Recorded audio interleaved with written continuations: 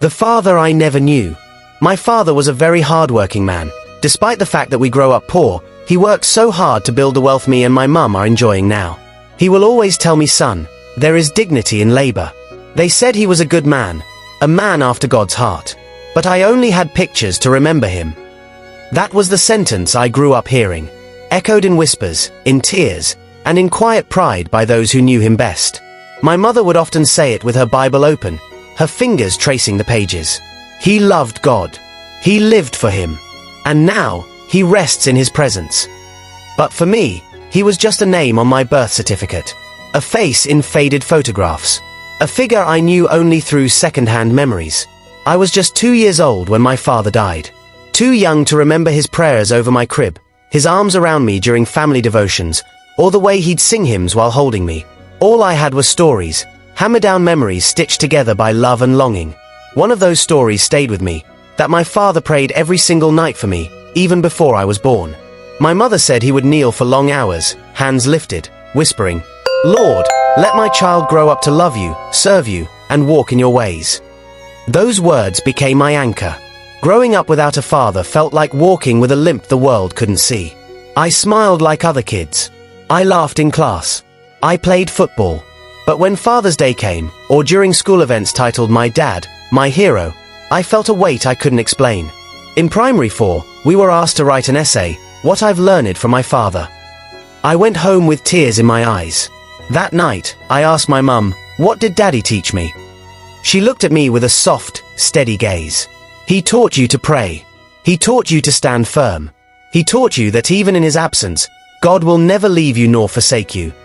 She took my hand and led me in prayer. That night, I felt something shift. I didn't have an earthly father to turn to, but I began to understand that I was not fatherless. My heavenly Father was watching over me. In secondary school, I started writing letters to God. Sometimes they were directed to my father too. "Dear God, tell Dad I passed my test today. Dear God, today I missed him more than usual. Dear God, I want to make him proud. And I want to make you proud, too." I began to pray more intentionally. At first, it was awkward. I didn't know what to say.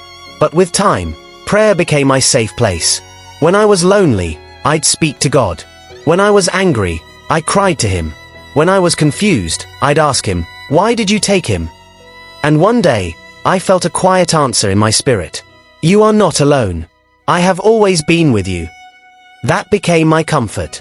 There were nights I still cried, especially when I saw other boys being mentored by their fathers. I had no one to teach me how to shave, how to talk to girls, how to be a man. I felt incomplete. But slowly, through my pastor, my youth leader, and godly men around me, I began to realize, God sends fathers in many forms. And even more, He is the father I need most. My father may have died, but God was raising me, every step of the way.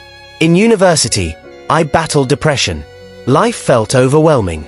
One evening, I walked to a quiet chapel on campus, and I sat there for hours.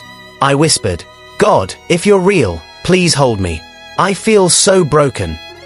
And He did. Not in a dramatic vision, not with thunder, but with peace that I couldn't explain. It filled my heart. I knew in that moment, I was not forgotten. I started reading the Bible with new eyes. Psalm 68 verse 5, "A father to the fatherless, a defender of widows, is God in his holy dwelling." Jeremiah 29 verse 11, "For I know the plans I have for you." Romans 8 verse 15, "You have received the spirit of adoption, by whom we cry, Abba, Father." Those scriptures gave me identity. I wasn't missing a father. I was claimed by one. Now in my late 20s, I carry my father's name. But more importantly, I carry his faith. I walk in the prayers he sowed while alive. And I trust that God, in his mercy, has kept me in ways I'll never fully understand. Sometimes, I still stare at the photo of me in his arms, a baby who had no idea what lay ahead. I no longer cry. Now, I smile. Because I know my life is not a mistake. His absence did not ruin me. God filled the gap. Today is Father's Day. People are posting photos with their dads, sharing calls, planning surprises. I have none of that. But I still celebrate. I celebrate a man who walked with God. I celebrate a father who planted seeds of faith before he left. And I celebrate the God who became my father when mine returned to him. To every child who feels forgotten today, hear me. You are not abandoned. You are not incomplete. You are not without a father.